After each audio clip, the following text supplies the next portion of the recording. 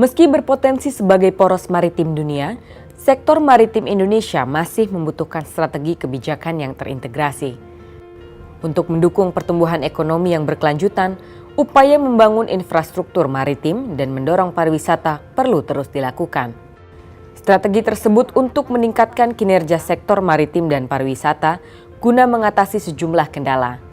Permasalahan maritim dan pariwisata itulah yang menjadi pokok pembahasan pada rapat koordinasi antara pemerintah pusat, daerah, dan Bank Indonesia yang diselenggarakan pada 12 Agustus 2016 di Batam, Kepulauan Riau.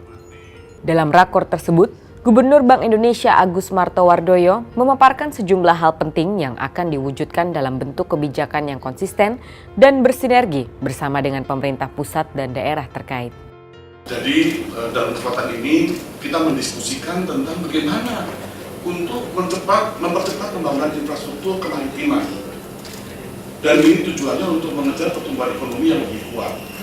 Dan kita bicarakan tentang bagaimana memperbaiki infrastruktur, bukan hanya infrastruktur fisik, tetapi infrastruktur yang soft maupun infrastruktur yang terkait dengan sumber daya manusia. Rakor yang diawali dengan diskusi publik itu dihadiri oleh Menko Bidang Maritim dan Sumber Daya Luhut Panjaitan, Menpar Arief Yahya, Menpan RB Asman Abnur, serta perwakilan pemerintah pusat dan daerah. Pembahasan dalam diskusi publik difokuskan mengenai reformulasi strategi kebijakan pengembangan wilayah Batam dan sekitarnya sebagai wilayah berdaya saing tinggi secara ekonomi. 7 poin disepakati para peserta rakor sebagai upaya untuk terus memperkuat koordinasi dalam rangka mempercepat pembangunan infrastruktur maritim yang dapat mendukung pertumbuhan ekonomi berkelanjutan dan mendorong peningkatan kepariwisataan. Teamwork itu adalah kunci untuk kita sukses. Kalau kita tidak ada teamwork, kita merasa kita paling hebat, tidak akan bisa.